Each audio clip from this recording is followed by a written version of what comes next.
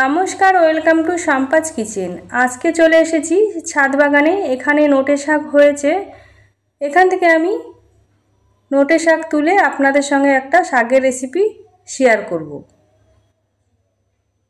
আমি এখানে আমার প্রয়োজন মতন শাক তুলে নিয়েছি, দেখুন। এবার শাকগুলোকে আমি ভালোভাবে ধুয়ে পরিষ্কার করে আমি এইভাবে ছোট ছোট করে কেটে নিয়েছি।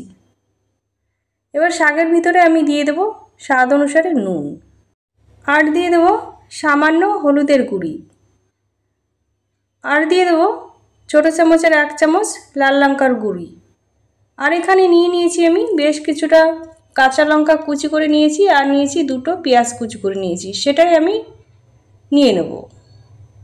আর নিয়ে নেব 2 চামচ বেসন। বেসনটা নেওয়া হয়ে গেলে আমি 1.5 চামচ চালের গুঁড়ো নিয়ে নেব।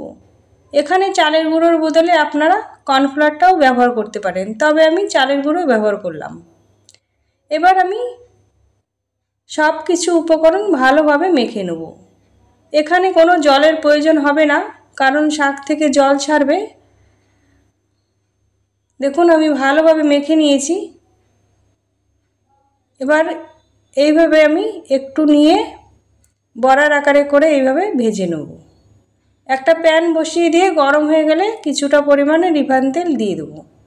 তেলটা যখন ভালোভাবে গরম হয়ে যাবে, ওই মিশ্রণ থেকে আমি একটু একটু করে বড়ার আকারে করে দিয়ে দেবো। আমি সব বড়াগুলো একবারে দিয়ে দেব। সব আমি দিয়ে দিয়েছি। এবার এক পাশ হয়ে গেলে আমি উল্টে দেব। আমার চ্যানেলের রেসিপি যদি আপনাদের ভালো লেগে থাকে একটা লাইক করবেন, নতুন বন্ধু হয়ে থাকলে চ্যানেলটিকে সাবস্ক্রাইব করে আমার পাশে থাকবেন। আমি এখানে উল্টে নিয়েছি। এবার অপর পাশ হয়ে গেলে আমি উল্টে দেবো। উল্টে পাল্টে আমি মিডিয়াম টু লো আঁচে রেখে বড়াগুলোকে ভেজে নেব। অনেক বাচ্চারা আছে শাক খেতে পছন্দ করে না, তাদেরকেও যদি এভাবে বানিয়ে দেওয়া হয় তাহলে বাচ্চারা একটু খেতে পছন্দ করবে। এখানে আমার বড়া ভাজা হয়ে গিয়েছে, এবার আমি তুলে নেব। এই বড়াটা বানানো একদম সহজ আর খুব কম সময়ের ভিতরে তৈরি হয়ে যায়। তৈরি হয়ে গেছে নোটে শাকের বড়া রেসিপি। আমি একটা ভেঙে দেখিয়ে দিচ্ছি আপনাদের, দেখুন কতটা সুন্দর হয়েছে। একবার হলে বন্ধুরা বাড়িতে এইভাবে নোটে শাকের বড়া বানিয়ে খাবেন। আশা করি গরম গরম ভাতের সঙ্গে খেতে অসাধারণ লাগবে।